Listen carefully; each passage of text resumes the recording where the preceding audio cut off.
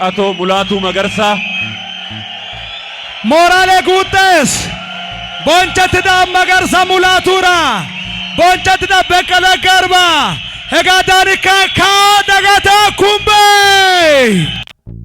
Kusha Gutes Sibare Ubay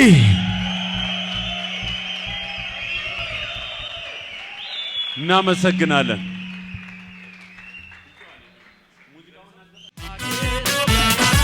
Wano Yalaga opere Gutanana Yalaga Kuja Wasiki Wano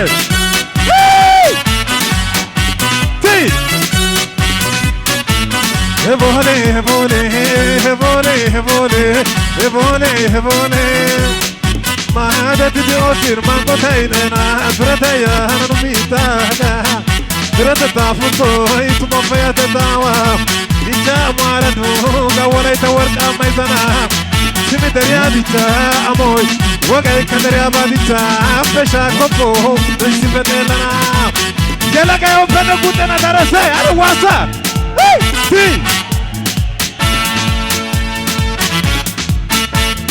Now Nisha, ina dribalo na yada ko dribalo. Now Nisha, wal kakado na yazisya wal kakado. Lo mitado na yade halo mitado. Ambula do mia wala kya ambula do me. Arakana ya hinna tamya wala itana ya. Now Nisha, ina. Wotitana ya hinna tamya fulla sana ya. Now Nisha. Arakana ya hina daria boltena ya hina unisha hina waro hiriga se hiri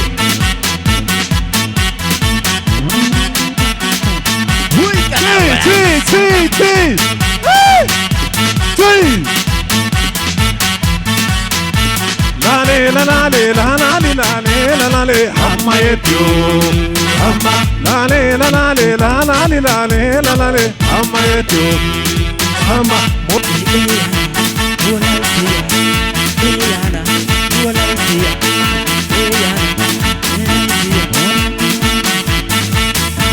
Say Sildoya Sildoya Say Aya wanacho Walaitia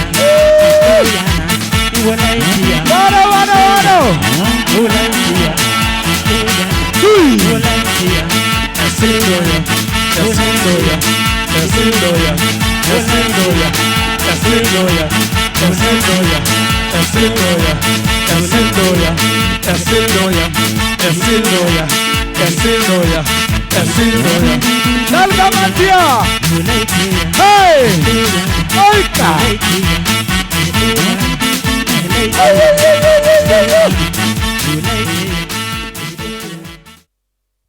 ክቡር አቶ በቀለ ጋርባ የኦሮሚያ ፌደራሊስት ኮንግሬስ ተቀዳሚ ፕሬዝዳንት ክቡር አቶ ሙላቱ ገመቹ የኦሮሚያ ፌደራሊስት ኮንግሬስ ምክትል ሊቀመንበር ተከበራችሁ ወጣቶች የለጋዎች የተከበራችሁ የሃይማኖት አባቶች እና የሀገር ሽማግሌዎች የተከበራችሁ የነጋዴ የንግዱ ማህበረሰብ ተወካዮች የተከበራችሁ የሙራን ፎረም አባላትና የተፎካካሪ ፓርቲ አመራሮች ከተለያዩ ቦታ በዚህ ፕሮግራም ላይ ለመሳተፍ እዚህ ቦታ ላይ የተገኛችሁት በሙሉ በዛሬው ቀን የወላይታ አጠቃላይ ወጣቶች በወላይታ ላይ ሲደረግ በነበረው በክልል ሲጠይቅ በነበረው ክልል ጥያቄ የደረሰበትን ደረጃ ለመገምገምና ኦሮሚያ ህዝብ ጋር ያለን ህዝብ ለህዝብ ትስስርን ለማጠናከር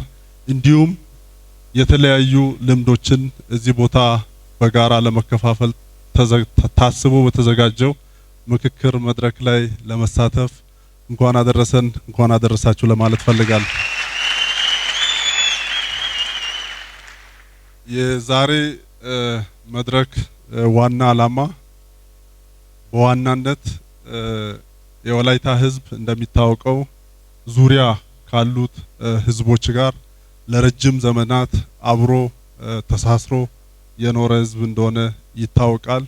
ይሄን ህዝብ ለህዝብ ትስስርን አሁን ገና ለመጀመር ሳይሆን ከዚህ በፊት የነበረውን እንደገና ለማጠናከርና ወጣቱ ትውልድ ከአባቶቻችን የወረስናቸው በጎ ልምዶችና ተግባራቶችን በዘላቂነት ለማስቀጠል ታስቦ ነው ይሄ መድረክ የተዘጋጀው። ይሄን ሐሳብ በመንግስት ደረጃ በወላይታ ዞን አስተዳደር ደረጃ በተለያዩ ጊዜ አቅደን እየሰራን ቆይተናል።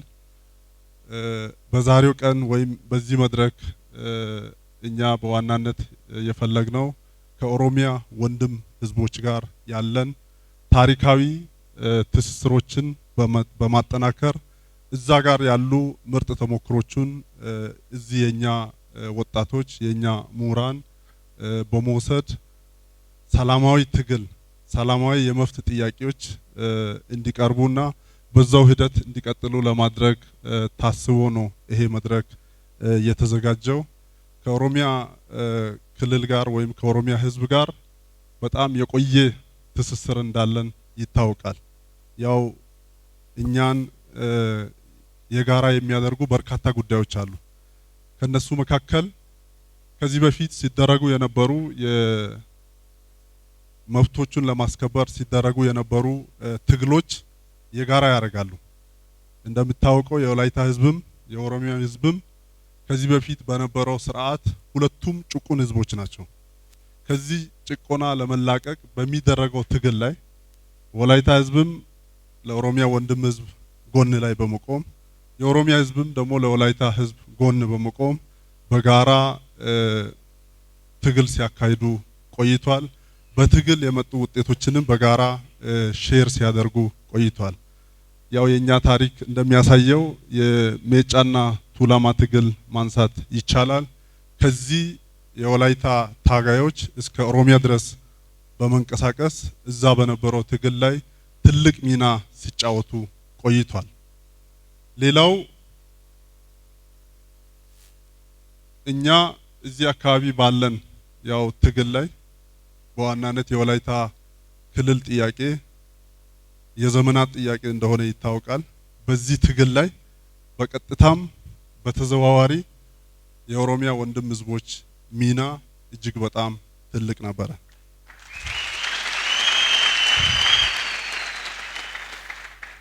ሌላው የኢኮኖሚ ጉዳይ ማንሳት ይቻላል። ያው የወላይታ ህዝብ በርካታ ቁጥር ያለው ህዝብ ኦሮሚያ ክልል ላይ ይገኛል። የቅርብ ጊዜ ዳታ ያው የዳታ ሪያሊቲ ሊቀያየር ይችል ይሆናል፣ ግን በዝቅተኛው 1 ሚሊዮን ህዝብ ኦሮሚያ ክልል ላይ ይገኛል። እነኚህ ህዝቦች እዛው ባሉበት ጊዜ በተለያዩ ጉዳይ ተሳስሮ ይገኛሉ። ይሄ ብቻ አይደለም። የወላይታ የኢኮኖሚ እንቅስቃሴ በዋናነት መሰረት የሚያደርገው ኦሮሚያ ክልል ላይ ባለው ኢኮኖሚ እንቅስቃሴ ነው።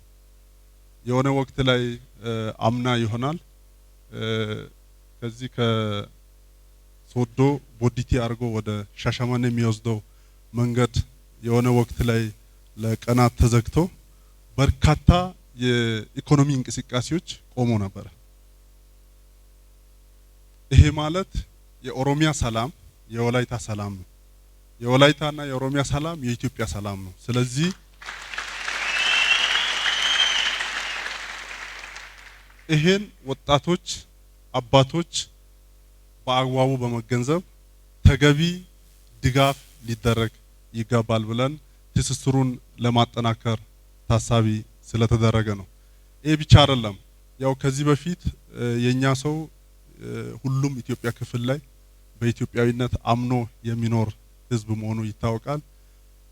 በስራ በተለያዩ ምክንያቶች በሄደበት ቦታ ላይ ብዙ ችግሮች ሲደርሱት ነበር። በቅርብ ጊዜ ኦሮሚያና ሌሎች አካባቢ ላይ ሲደርሱ የነበሩ ጥቃቶች እንዲቆም የኦሮሚያ ወጣቶች የኦሮሚያ አመራሮች አጠቃላይ የኦሮሚያ ህዝብ ያደረገው ትግል እጅግ በጣም ትልቅ ነው። በተለይ ከ2 አመት ወዲህ የመጣው ውጤት እጅግ በጣም ትልቅ ነበር። ባለፈው ግፋታ ወቅትም ላይ ከኦሮሚያ ከመጡ አባገዳዎች ላይ አመራሮች ጋር በዚህ ጉዳይ ላይ ተነጋግረን ነበርና አቋም ይዞ አባገዳዎች፣ ቄሮች፣ ሌሎች አካላት አቋም ይዞ አንድም ወላይታ እንዳይፈናቀል አንድም ወላይታ ላይ ጉዳት እንዳይደርስ ትልቅ ሚና ሲጫወቱ ቆይቷል። በዚህ 2 ዓመት ይሄን አረጋግጠናልና አንዴ ምስጋና ብታቀርቡ።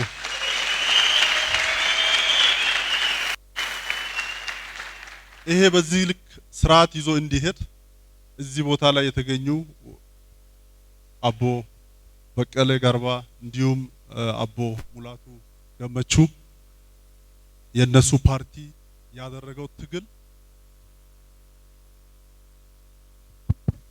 በጣም ትልቅ ነው። ቀጣይም ባለን ትስስር ላይ እርስ በርስ ተጋግዘን ለመሄድ እዛ ላይ ያሉ ልምዶችን ወደዚህ በማምጣት እዚህ ጋር ያሉ ደግሞ ጥሩ ነገሮችን ሼር ለማድረግ ታስቦ የተደረገ መድረክ መሆኑ በደንብ እንዲያዝ ስለፈለኩ ነው። በኋላ ላይ የወላይታና የኦሮሚያ የትግል ታሪክና የህዝብ ለህዝብ ትስስር በምሁራኖች ሲቀርቡ የጋራ ጉዳዮችን በደንብ ወጣቶች ይይዛሉ ብዬ አስባለሁ። ሌላው የወላይታ ክልል ጥያቄ የዘመናት ጥያቄ ነው። 130 ዓመት አካባቢ ያስቆጠረ በተለያዩ ጊዜ በአንድም በሌላ መንገድ ሲጠየቅ የቆየ ጥያቄ ነው። ይህ ጥያቄ አምና ታኅሳስ 8 2011 ዓመተ ምህረት ላይ በወላይታ ዞን ምክር ቤት ላይ በሙሉ ድምጽ ጸድቆ ወደ ክልል ከሄደ መጪው ታኅሳስ 10 2012 1 ዓመት ይሞላል።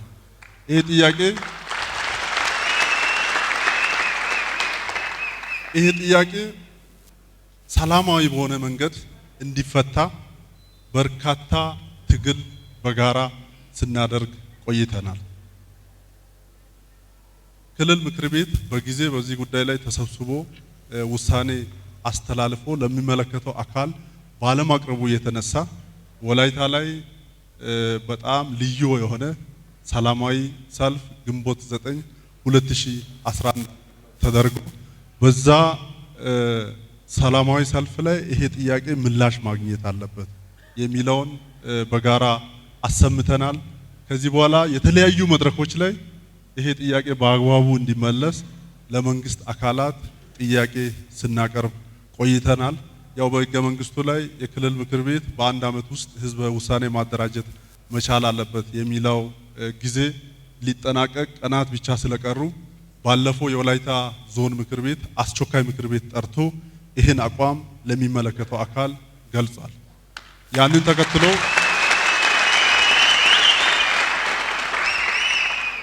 ያንን ተከትሎ በርካታ መድረኮችን በጋራ ስናደርግ ቆይተናል።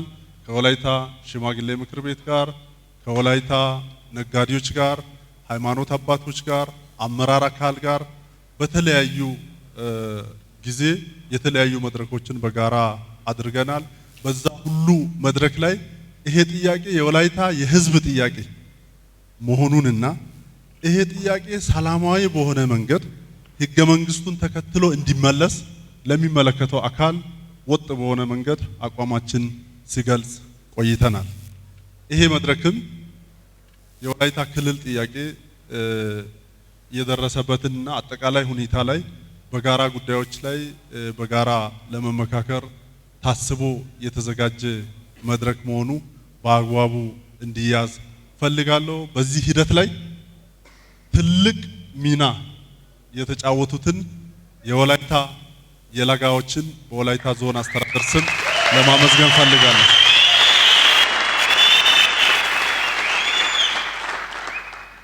የእናንተ መደማመጥ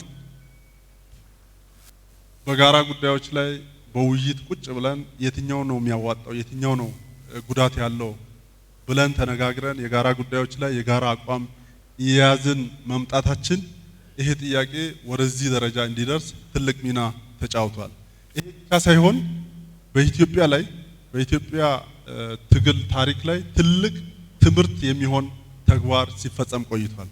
እኛ ጋር አንድ ብርጭቆ ሳይሰበር 1 ዓመት ሙሉ ያው ጥያቄው ከተጀመረ በጣም ቆይቷል። ግን በጣም በተደራጀ የኛ ዞን ምክር ቤት ከተወሰነ ጊዜ ወዲህ በርካታ መድረኮችን ስናደርግ ወጣቱ በጣም በታላቅ ትግስት ይሄን ጥያቄ ለሚመለከተው አካል ሲያደርስ ቆይቷል። ይሄ ለቀጣይም ተጠናክሮ ሊቀጥል ይገባል። እኔ እንዳውም ይሄ ወጣት አደረጃጀት ሲጀምር ለሚመለከተው አካል ይሄን ገልጬ ነበር። የኛ ወጣት ሰላማዊ ነው። ሰላማዊ የሆነ መንገድ ብቻ የሚመርጥ ወጣት ነው ያለው። በመመካከር በውይይት የሚያምን ወጣት ነው ያለው የሚለውን በተለያዩ መድረክ እኔና ከኔ ጋር የሚመሩ ሰዎች ጋር አንስተን በዛው ልክ ይሄ ትግል በጣም ስኬታማ ሆኖ ለዚህ ደረጃ እንዲደርስ ወጣቱ የተጫወተው ሚና እጅግ ሊመሰገን የሚገባ ለቀጣይም በዚህ ልክ ሊቀጥል የሚገባ ስለሆነ በድጋሚም እናንተን ለማመስገን ፈልጋለሁ። ስለዚህ በዚህ መድረክ ላይ በዋናነት ወላይታ በፌደራሊስት ስርዓት ላይ በፌደራሊዝም ላይ ጽኑ እምነት አለው።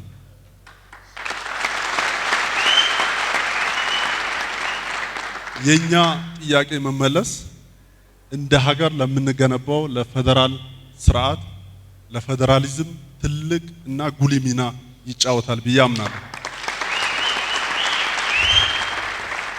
ዛሬ ላይ እዚህ ቦታ ላይ መጥቶ ልምድ ለማከፋፈል የመጡ ወንድሞቼ በዚህ በፌደራል ስርዓት እንደ ሀገር እንዲገነባ ትልቅ ሚና ሲጫወቱ የነበሩ ትልቅ ሰላማዊ ትግል ሲያካሂዱ የነበሩ ስለሆኑ ከነሱ ትምህርት ለመውሰድ ታስቦ ነው ይሄ መድረክ የተዘጋጀው። ስለዚህ የኛ ክልል ጥያቄም አጠቃላይ የኛ የመብት ጥያቄ በምን አግባብ መሄድ መቻል አለበት፣ ወጣቱ የትኛውን መንገድ ቢመርጥ ውጤታማ ይሆናል የሚለውን ጉዳይ በተመለከተ ከልምዳቸው ልምድ የሚያካፍሉበት ትልቅ አጋጣሚ ስለሆነ እዚህ የሚቀርቡ ነገሮችን በአግባቡ በመያዝ ይሄ ጥያቄ እስኪመለስ ድረስ የምናደርገው ትግል የኛ አንድነት ባጠናከረ መደማመጥን በጣም ባጎላ መንገድ መደረግ እንዳለበት ይሄ ወጣት በአግባቡ መያዝ መቻል አለበት። ይሄ ፕሮግራም በዚህ ልክ ደምቆ እንዲካሄድ ትልቅ ዋጋ ሲከፍሉ የነበሩ ይሄን ፕሮግራም አዘጋጅ ኮሚቴ አለ፣ ወጣቶች የለጋዎች አሉ፣ የመንግስት ስራ ኃላፊዎች አሉ፣ ተፎካካሪ ፓርቲ አመራሮች አሉ፣ ነጋዴዎች አሉ። በአንድም በሌላ መንገድ በዚህ ሂደት ላይ ትልቅ ሚና የተጫወቱ አካላትን በዞን አስተዳደር ስም ለማመስገን ፈልጋለሁ። ለዚህ ጥሪ ቦታ በመስጠት ያላቸውን ውድ ጊዜ በመሰዋት አጭር ጊዜ ላይ በኮሚቴ በኩል የደረሰውን ጥሪ ተቀብሎ እዚህ ቦታ ላይ የተገኙ አቶ በቀለ ጋርባ እና ወንድሜን አቶ ሙላቱ ገመቹ በዞን አስተዳደር ስም ለማመስገን ፈልጋለሁ። አንዴ ሞራል ቢሰጡት። መልካም የውይይት ጊዜ እንዲሆንላችሁ እመኛለሁ። ኦሲሞ ጋላታስ ሞክ ያለ ጭብጨባ ተነስ። ያው ሂስቶሪካል ዲስኮርሲስ ኦፍ ወላይታ ሙቭመንትስ ፎር ፍሪደም ኤንድ ኩዌስት ፎር ኢስቴትሁድ ይላል በእንግሊዝኛ፣ ወይም የወላይታ የነጻነት ተጋድሎ እና የወላይታ የክልል ጥያቄ በሚል ታሪካዊ ትንተናዎችን የያዘ ጽሁፍ ነው ያለው። አክቹአሊ ይሄን ከራሴ ከዶክተሬት ዲዘርቴሽን ኤክስትራክት አድርጌ ነው የወሰድኩት። የራሴ የዶክተሬት ዲግሪ ያው በሪኮንስትራክቲንግ ዘ ሂስትሪ ኦፍ ወላይታ ፍሮም 1894 to 1991 ከሚል ኤክስትራክት አድርጌ የወሰድኩበት ነው። ግን አብዛኞቹን ያው ፓርቶችን የትግል ታሪክ ላይ ፓርቷን ያለችውን ብቻ ነው ኤክስትራክት አድርጌ የወሰድኩት ለዚህ ጉባኤ እንዲመች የሚል ነው። በዚህ አጋጣሚ ግን ጠቅልል አድርጌ ለማንሳት ወደ ዋናው ወደ ወላይታ የህዝብ ተጋድሎ በተለይ የነጻነት ትግልና አሁን የደረሰበት የራሱን በራሱን የማስተዳደር ወይም ሰልፍ ዲተርሚኔሽን ወይም የአሁኑ አጠራር ኢስቴትሁድ እንዴት ሲታገልና የወላይታ ህዝብ ዋጋ ሲከፍል እንደነበረ ጠቅልል አድርጌ አስቀምጫለሁ። ከዚሁ ደግሞ አጎራባች ህዝቦች ጋር ያለው ግንኙነቱ ምን ይመስላል የሚለው ትንተና አለ። ነገር ግን ያ ፓርቱ በጣም ጊዜ የሚወስድና ከአጎራባች ህዝቦች ጋር የነበረው ትግሉ ታሪክ ሁሉ ቅድም በመግቢያ ላይ ለመጥቀስ እንደሞከርኩት በተለይም ከኦሮሞ ህዝብ ጋር የነበረው ግንኙነት ምን ይመስላል የሚለውን አንድ 2 ደቂቃ ብዬ ቀጥታ ያን ፓርቱም በኋላ ኦሚት ስለማድረግ እቺን ጠቅሼ ለማለት ሞክራለሁ። በታሪክ ላይ እንግዲህ ወላይታ በሚናነሳበት ጊዜ ወላይታ ጠንካራ በኦሞ ተፋሰስ ላይ ጠንካራ መንግስት የነበረ ይሄ ብቻ ሳይሆን በስልጣኔ ላይ ሌሎቹ የግብጽ ስልጣኔ የሜሶፖታሚያ ስልጣኔ ዛሬ ኢራንና ኢራቅ እንዲሁም የግብጽ ስልጣኔ ሌሎቹ የህንድ ስልጣኔ የቻይና ስልጣኔ ብለን ዓለም ደረጃ ላይ በወንዝ ዳርቻ ላይ የተጀመሩ ስልጣኔዎች ወይም ሪቨርን ስልጣኔ ጋር አያይዘን ስናነሳበት ጊዜ ወላይታም በኦሞ ወንዝ ወይም በአካባቢ ኡማ ወንዝ ተብሎ ነው የሚጠራው በኡማ ወንዝ አካባቢ ጠንካራ አደረጃጀት የነበረው የራሱ መንግስት የራሱ ኢኮኖሚ የራሱ ህዝብ ለህዝብ መዋቅር የነበረ ታላቅ ሀገር ነበረ ማለት ነው። ወላይታ ወደ ኢትዮጵያ ከመቀላቀሉ ወይም ወደ አብሲኒያ ከመቀላቀሉ በፊት ማለት ነው። በእነኚህ ወደ አብሲኒያ ከመቀላቀሉ በፊት ወላይታ ሀገር መንግስት ነበር የሚለውን ኮንሴንሰስ ላይ ምንም በሂስትሪ ላይ ይሄን የሚከራከር አካል ስለሌለ ይሄን ለመጥቀስ ያክል ነው።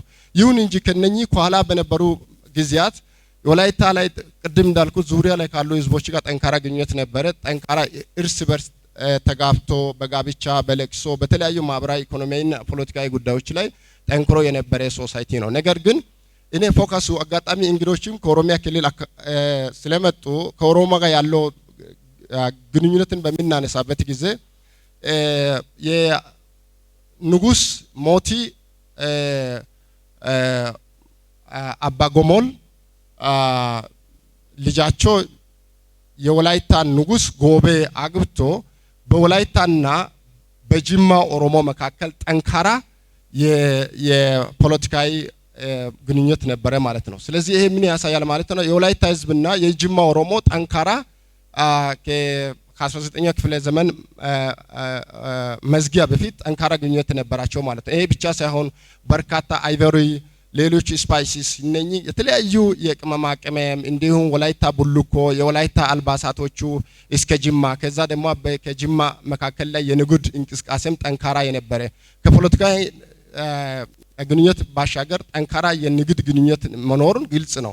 ምክንያቱም ከቦንጋ ጀምሮ ጅማ፣ ሰቃ፣ ሶዶ ከዛ በኋላ ደግሞ ሁለቱን ላይን ይፈጥርና የንግድ ግንኙነቱ አንደኛው ወደ ጎጃም ባሶ አካባቢ የሚሄደው ሌላው ደግሞ ወደ ዘይላና በርበራ የነበረበት ነው። ስለዚህ የንግድ እንቅስቃሴ የሚገናኝበትና ጅማ ማከል ያደረገ የወላይታ ህዝብ ለህዝብ ግንኙነት መኖሩ ለመጥቀስ ያክል ነው። ስለዚህ የወላይታ ንጉስና የነገስታትና የጅማ ሞቲዎች ወይም ነገስታት የጠንካራ የታሪክ ትስስር መኖሩን በዚህ አጋጣሚ ለእንግዶቻችን ሜቢ አይ ሆፕ ፕሮባብሊ ያው እርግጠኛ ነኝ ታውቁታላችሁ፣ ግን ለማስታወስን ያክል ይሄ የነበረ ነው። ይሄ ዛሬውም የዚህ ፕሮዳክት ነው ብዬ በግሌ አምናለሁ። ምክንያቱም ታሪክ ራሱን ይደግማል ማለት ነው። መልካም ሊሆን ይችላል፣ መልካም ላይሆን ይችላል።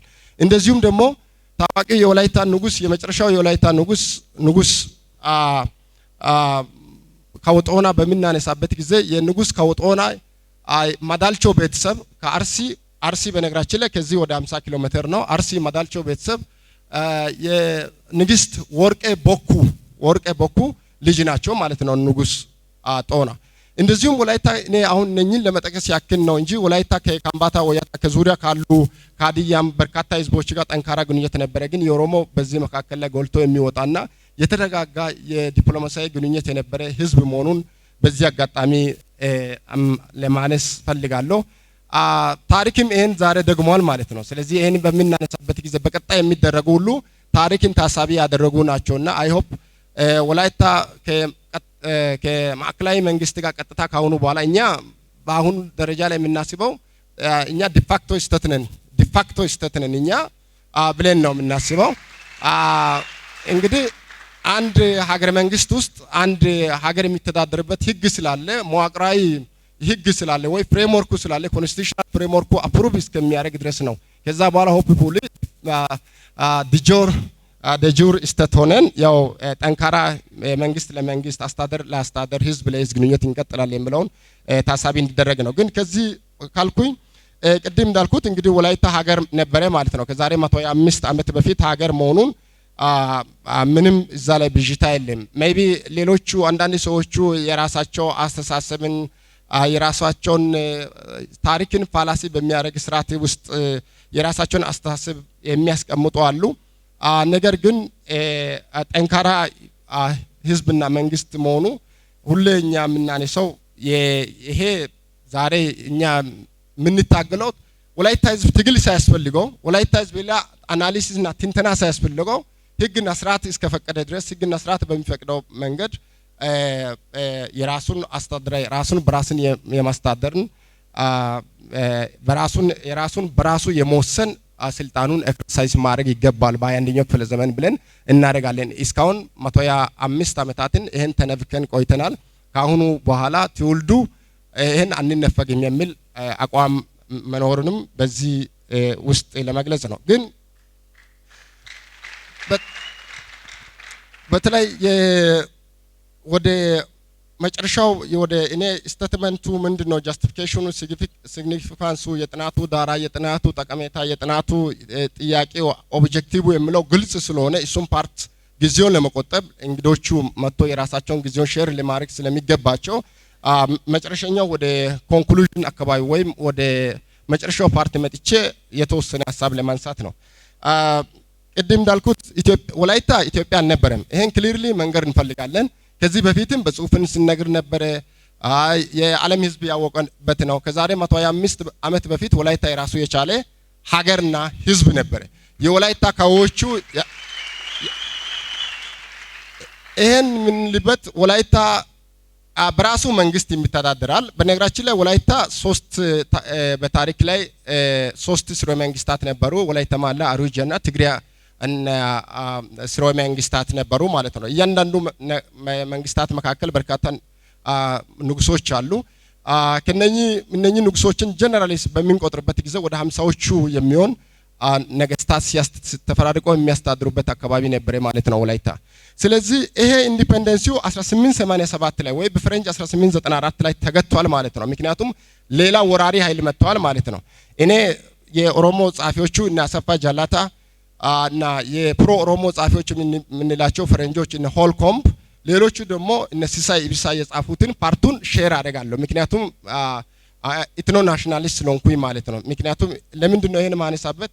ይሄ አካባቢ የምኒልክ ወረራ በሚመጣበት ጊዜ ይሄ ኤሪያ የራሱ የቻለ መንግስትን አፍርሶ የራሱ የነበረው አስተዳደራዊ መዋቅርን ጭምር አፍርሶ ነው። ምክንያቱም ወላይታ የራሱ ተጠርነቶ ለንጉስ ነበር። ከንጉስ በታች አልጋ ወራሽ አለ፣ ቡሻሻ የምንለው ነው።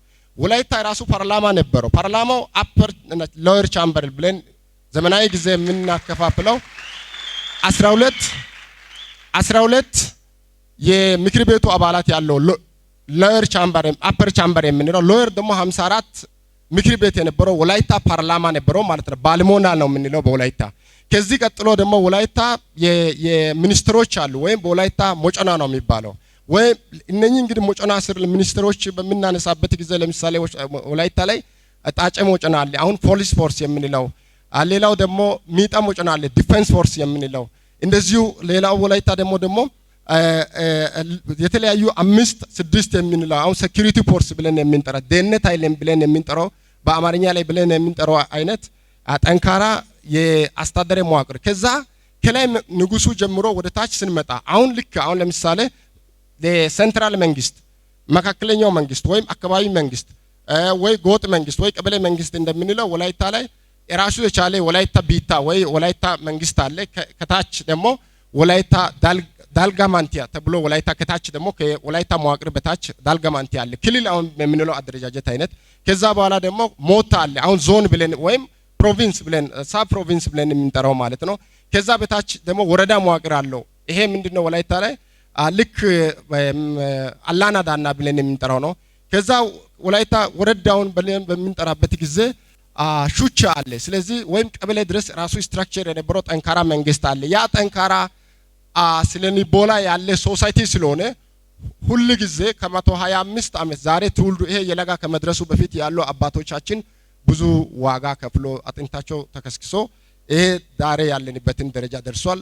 ያሁኑ ትውልዱ የወላይታ 125 ጥያቄ ከዚህ በኋላ ማለፍ የለበትም የሚል አቋም አለ። ነገር ግን እኔ የትግል ምዕራፍን ስናነሳ ወላይታ መጀመሪያ መዋቅሩ ከፈረሰ በኋላ የራሱ አስተዳደር መዋቅር ከፈረሰ በኋላ ወላይታ ህዝብ ወደ ልጅ ኢያሱ ጥያቄ ይዞ ሄዷል። ኢሚዲየትሊ ጦና ጦና ከተያዘ በኋላ ጦና ታክሞ 7 ዓመትን እዚህ ተመልሶ ቫዛል ኪንግ ሆኖ ካስተዳደረ በኋላ ጦና ከአፄ ምኒልክ ጋር ባለመግባባቱ እንደገና ጦና በሚነሳበት ጊዜ በጦና ፈንታ ላይ ደጃች ገነመ ካስቀመጠ በኋላ ወላይታ ላይ ቀን የጨለመበት ወቅት ነበር። ስለዚህ ወላይታ ህዝብ ወደ ጃኖ ወይ ወደ ምኒልክ ጥያቄ በሚያቀርብበት ጊዜ ጥያቄ ሲዳፈን ቆይቶ ኢሚዲየትሊ ምኒልክ ከሞቱ በኋላ ልጅ ኢያሱ ወደ ስልጣን ሲመጣ ወላይታ ህዝብ ከዚህ ሀገር ሽማግሌዎቹ ጪዲያነ ተማ ስትሮ ነው ቅል ማለት ማን ነው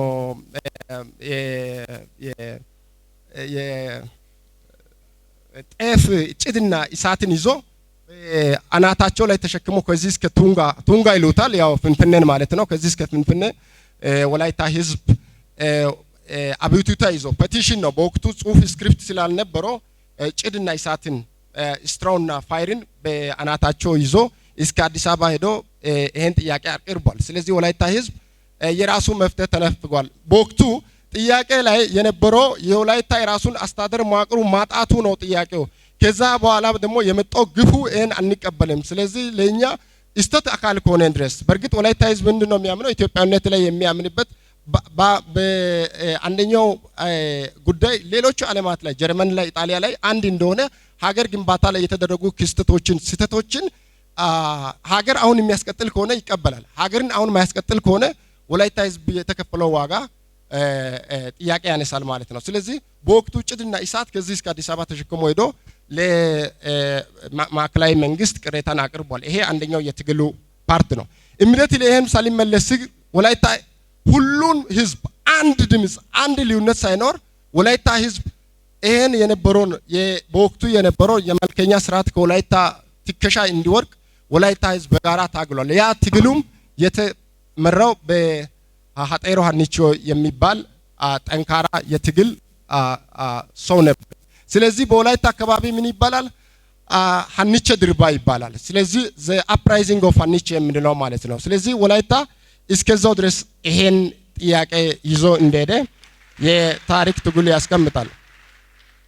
በመሆኑም በኢያሱ ጊዜ ቅድም ያልኩት ኢያሱ ወላይታ ሊመጣ ጥያቄ አቅርቦ መጣለው እናንተን ጥያቄ ፈታለው ብሎ ሳይመጣ ስለቀረ ወላይታ ህዝብ ያናገሽን ጣይዳ ኢያሱ ብሎ ተረት ያወራል።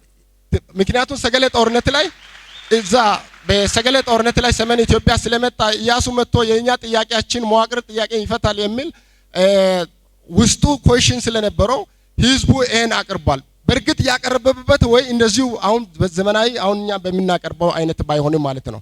ኢጣሊያ ጊዜ ሲመጣ ወላይታ ህዝብ ኢጣሊያ ጊዜን እንደ መልካም አጋጣሚ ወስዶ እንቅስቃሴ አድርጓል። አሁንም ራሱ ነፃነትን ለማረጋገጥ አስተዳደራዊ መዋቅር የተመለሰ መሰለ። ምክንያቱም በወቅቱ የነበረው የመልከኛ ስርዓቱ ከላይ ፈረንጅ ሲመጣ የተወገደ መስሎት ሜጀር ዲቦዚ ምክንያቱም ኦሮሞና ደቡብ አሁን ብለን የምንጠራበት አካባቢ ዋና ከተማቸው ጅማ ነበር። ነገር ግን የወላይታ ራሱ ጋቨርነሬት ወላይታ የሚያስተዳድረው የኢጣሊያ መሪ ጄኔራል ዲቦዚ ነው። ቦዚ ጋም ቀርቦ ህዝቡ ይሄን ጥያቄ ሲያቀርብ ነበር። ኢቨን ለኮሎኒያል ፓወር ማለት ነው። ስለዚህ በወቅቱ የነበረው አሁንም ሰዎችን በማከፋፈል ወላይታዎችን እርስ በርስ በማጋጨት ፈረንጁም ጭምር የወላይታ ጥያቄ እንዳይመለስ የተደረገበት ጥያቄ ሐሳብ መኖሩን ለመግለጽ ነው። ከዚህ ጋር ግን አንድ አያዤ የሚገልጸው ኢሚዲየትሊ ኃይለ ሥላሴ ኢጣሊያ ወረራ በፊት በኋላ ኢሚዲየትሊ ወደ ኢትዮጵያ በሚመጣበት ጊዜ እንደሚታወቁት ያው ካንጋም ከዚህ በዚህ በኩል ነው ካንጋም የገባው ጀነራል ካንጋም ማለት ነው። ጀነራል ዊንጌት ደግሞ በሱዳን በኩል ነው ፍንፍኔን ያቀናው። ሌሎቹ እንግዲህ ነበሩና ኢትዮጵያ ከኢጣሊያ አገዛዝ ከወጣች በኋላ ኢጣሊያ አገዛዝ ላይ ኢትዮጵያ ከወጣች በኋላ ኢትዮጵያ ከዚህ ወላይታ አሁንም ሀገር ሽማግሌዎቹ ወደ ጃኖይ ከዚህ እስከ 4 ኪሎ ጥያቄ ይዘው ሄዷል። ይሄም ምንድነው የወላይታ ህዝብ ራሱን መዋቅርን ከሴንትራል መንግስት ጋር የሚያይስ ጥያቄ ማቅረብ አለብን የሚል መመለስ አለብን የሚል ለጃኖይ ጥያቄ ያቀርባል ኃይለ ሥላሴ ማለት ነው። ከዛ በኋላ ኃይለ ሥላሴ በወቅቱ የሰጡት ምላሽ ቀጥታ ወላይታ መምጣት ነው። ስለዚህ ቀጥታ ከጣሊያን ማግስት መጥቶ ምንድነው ሲባል እኛ መልከኛ ማፈናፈኛ አውጥቷል፣ ራሳችን ጥያቄ ፍትህ ማህበራዊ ፍትህ የምናገኝበት መንገድ የለም የሚል ጥያቄ በሚያቀርቡት ጊዜ ለኢኮኖሚ ኤክስፕሎይት የሚያደርጉ ግሩፖችን ከዚህ አንስቶ እዚህ ሲራሮ አርሲ ውስጥና ግማሹን ደግሞ ወደ ጋሞ ጎፋ እዚህ ያሉ ሴትለሮችን ማለት ነው ነፍጠኛ ማለት ነው ነፍጠኞችን ከዚህ ወደ ጋሞ ጎፋና ወደ አርሲ ካወጣ በኋላ ነበር የሚለው ይሄንም ጥያቄ ያቀርባል። ነገር ግን ያ ምንድነው የሚያሳየው ብለን በሚንጠይቅበት ጊዜ ህዝቡ አሁንም ዝም ሲሉ እንደገና ህዝቡ ቅል ይዞ ነው ከዚህ ሄዱት። ቅል ቡሊያም ይሉታል። ቡሊያ ይዞ ከዚህ እስከ አዲስ አበባ ህዝቡ እስከ ጃኖ ሄዷል። ጃኖ ኢሚዲየትሊ ራሳቸው እንደሚመጡና እንደገና በነገራችን ላይ ጃኖይ ከጣሊያን ወረራ ጊዜ 2 ጊዜ የመጣው ብቸኛ ሳብ ፕሮቪንስ ወይም አውራጃ ወላይታ ነበር። ስለዚህ ይሄም በወቅቱ የተሰጠው ምላሽ ነው እኔ ትኩረት መስጠት የፈለኩት። በወቅቱ ጃኖይ ኃይለ ሥላሴ የሰጠው ምላሽ ምንድነው? አንደኛው ላይ መጥቶ እዚህ አሁን ወላይታ ላይ መንገድ እንዲሰራ፣ ጤና ጣቢያ እንዲገነባ፣ ትምህርት ቤት እንዲቋቋም ነው። ከዛ በኋላ ያው ይሄ ምላሽ ነው የተሰጠው። እስቲል ነው የልማት ህዝቡ የጠየቀው አስተዳደራዊ መዋቅር ጥያቄ ነው። ነገር ግን ኃይለ ሥላሴ የመለሱት ምንድነው? የልማት ጥያቄ ነው የመለሰው ማለት ነው። ይሄ ብቻ ሳይሆን አስተዳደርን ጠንካራ ናቸው ጥሩ ናቸው ተብሎ ከሚታሰቡ በኢትዮጵያ ታሪክ ላይ በትግል ታሪክ ላይ ጎላ ተብሎ ከሚታወቁ ግለሰቦች ቀዳሚ የሆነውን ገርማሜ ንዋይ የወላይታ አውራጃ አስተዳዳሪ እንዲሆን አድርጓል። ያው ይሄ ፋክት ነው። ከዛ በኋላ ደግሞ በኋላ የመጣውን ጥያቄ በወቅቱ በነገራችን ላይ ገርማሜ ንዋይ ዩናይትድ ስቴትስ ማስተር ዲግሪ ያለው ነበረ። ስለዚህ ሂድና በወቅቱ የሚጠራው አጠራር ነበር ሂድና ወላይታ አውራጃን ግዛ ብሎ ይሄ አካባቢ መጥቶ እንዲገዛና እንዲያስተዳድር አድርጓል። ሪላቲቭሊ የመዋቅር ጥያቄን መልካም ሰውን በመላክ ለመሻር ተሞክሯል ማለት ነው። ሁለተኛው ህዝቡ አሁንም አልኖርም ብሎ ሲሄድ አሁንም የተመለሰልኝ ጥያቄ ምን ነበረ? ደጃዝማች ወልደ ሰንበት ገብረ ወልድ የሚባል በህይወት ዛሬም አሉ። እሳቸውም ልኳል።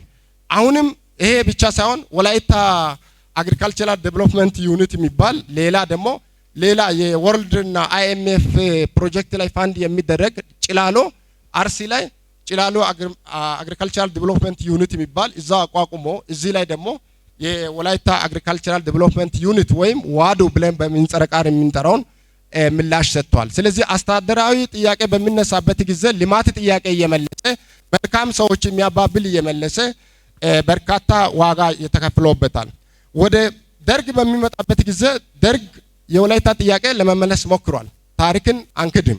ነገር ግን አሁንም ደርግ የመለሰበት ወይ አሁን ምን አድርገ ወላይታን ሰብስባችሁ ምሩ ብሎ አሁንም በህይወት ስላለ ያሉ የደርግ ካድሬዎችን በተለይ የወላይታ አካባቢዎችን በመያዝ ሌሎቹ ዙሪያ ህዝቦችን ተጠቃልሎ አንድ አካባቢ እንዲያስተዳድር አድርጓል። ሰሜን ኦሞ አካባቢ አስተዳደር የሚል ስያሜ ሰጥቶ ማለት ነው።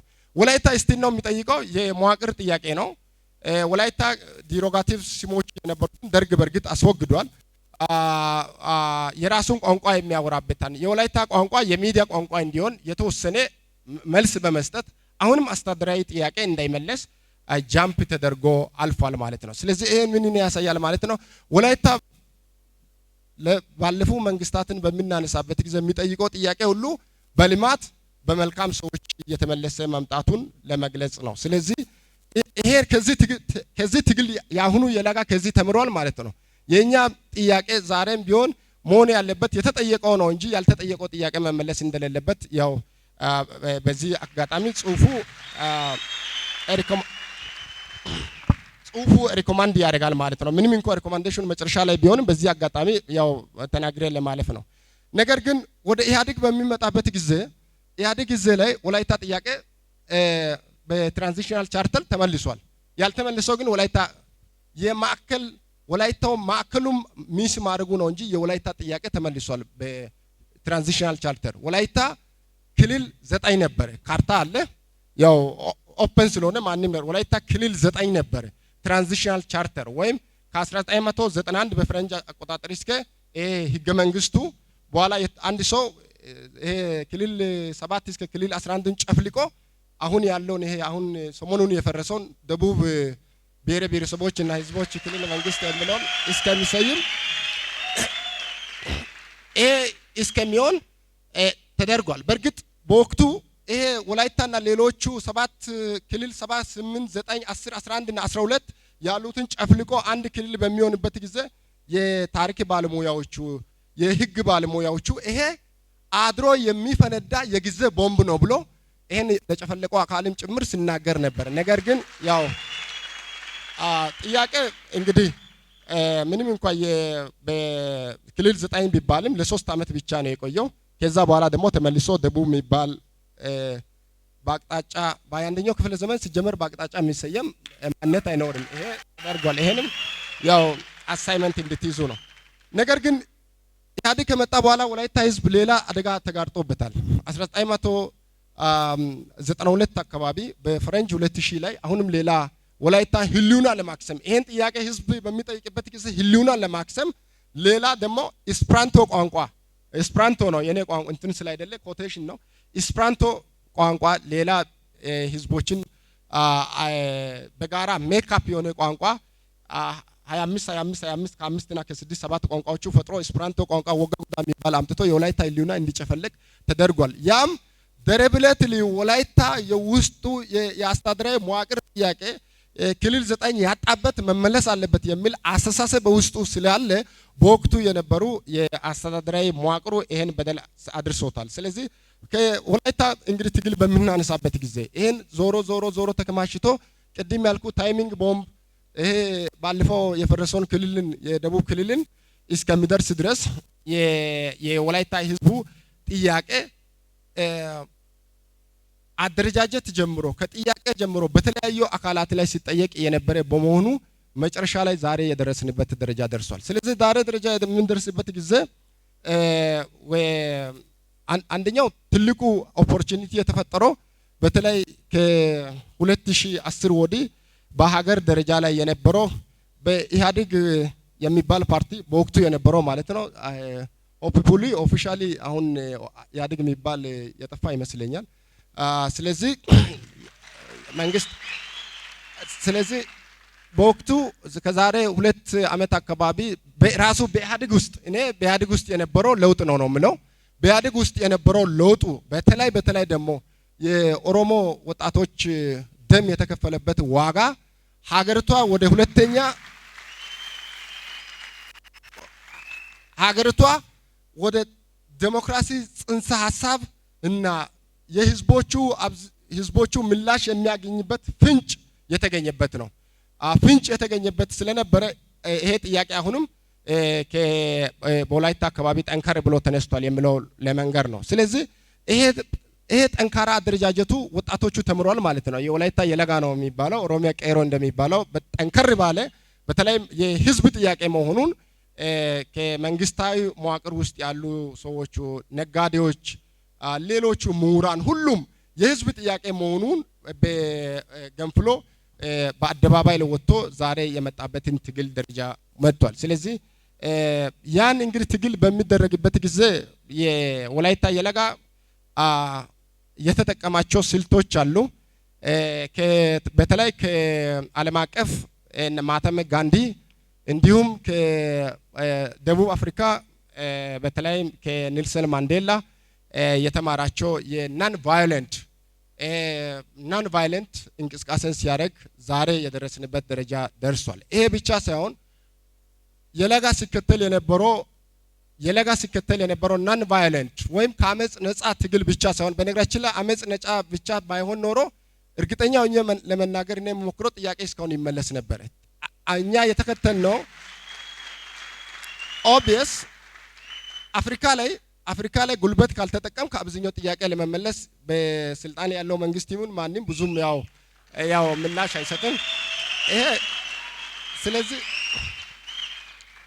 እኔ ሆፕፉሊ ተስፋ አደርጋለሁ የወላይታ የለጋዎች ወጣቶች አሁንም ባለው እነኚህ ናን ቫዮለንት ሙቭመንት ይከተላሉ ብዬ ነው።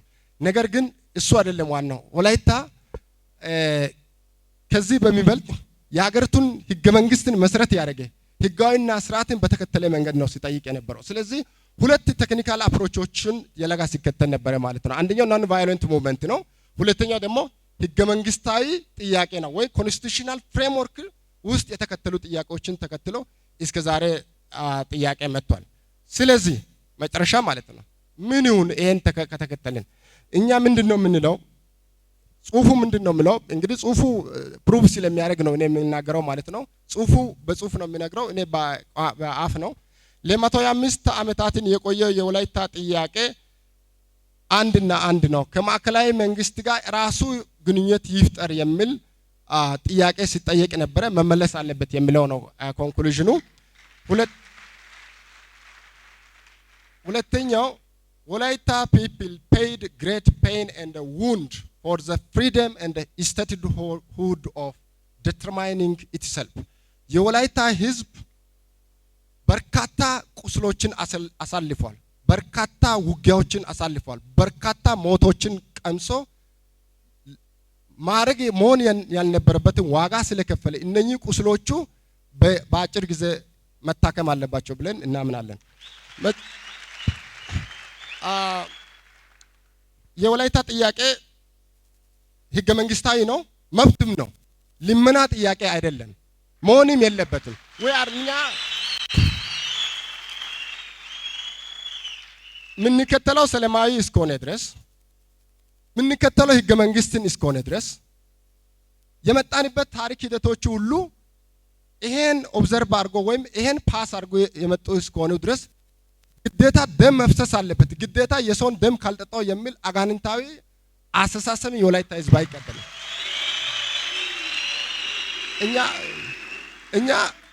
እኛ ወላይታ ህዝብ እውነት ነው ይሄን ማወራው እንዳጋጣሚው እንግዲህ ሆኖ እኔ ማማልከቻ አስገብቼው አይደለም ወላይታ ያንኩት።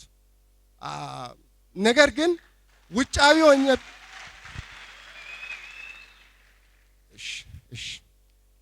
ውጫዊ ቢሆን ማንም ንጹህ ህሊና ያለው በትክክል አንቀላፍቼ ተኛለሁ የሚል መፍረድ ያለበት ጥያቄ ስለሆነ ነው።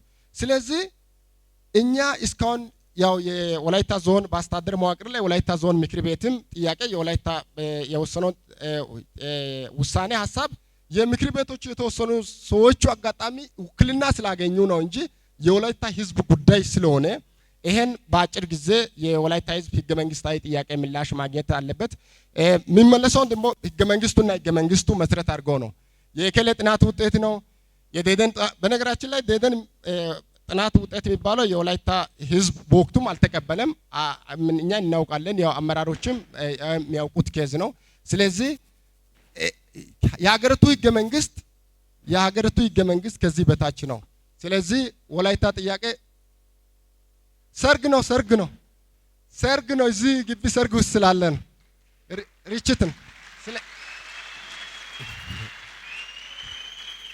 መድረክ ላይ ያለው ስላየሁት ነው ያልደነገጥኩት። እና ወላይታ ህዝብ ጥያቄ በህገ መንግስታዊ ምላሽ እንዲያገኝ ክቡር አቶ በቀለም እንዲሁም አቶ ሙላቱም አሁን ለዚህ የላጋ ለቀወሮቹ አይ ሆፕ መልካም ተሞክሮችን ይሰጣሉ። እናንተ የከፈላችሁበትን ዋጋ በጣም እናውቃለን። የከፈላችሁበት ለ27 ዓመት ውስጥ ያሉ ፌደራል ሀገርን ለመገንባት ያለው ህልምን ይዛችሁ የከፈላችሁት እናንተ እኛን አታውቁትም፣ እኛ እናንተ በደንብ እናውቃለን። ስለዚህ ይሄን ለየለጋ በጣም ሼር አድርጎ ይሄ ብቻ ሳይሆን ናሽናሊ ኢንፍሉዌንስ አድርጎ ወላይታ ብሔራዊ ክልላዊ መንግስት በቅርበት እናገኛለን ብለን ተስፋ እናደርጋለን።